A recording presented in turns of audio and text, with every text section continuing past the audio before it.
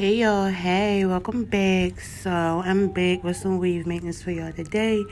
And I did this weave like a month ago. My client got a shortcut. She's trying to let it grow out. So we had some pieces glued in at the top. She already took them out clearly. And I also put some in between her leave out so there's no line of demarcation.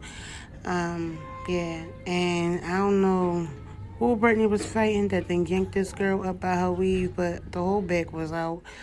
So I got that together, put the two braids in there so that I'm able to pull the weave down and sew it down tightly, add more pieces in, and this is how it looked.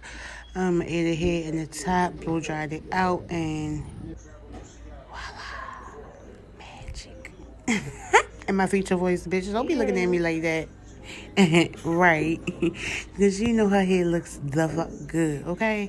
So, y'all better get down here and get y'all one of these. It feel better shit. It's a chicken salad. Girl, It's a I don't know what the fuck bread. Yeah. So, yeah, her hair was giving what it was supposed to give. And she only owed me, like, I think her balance was like $50.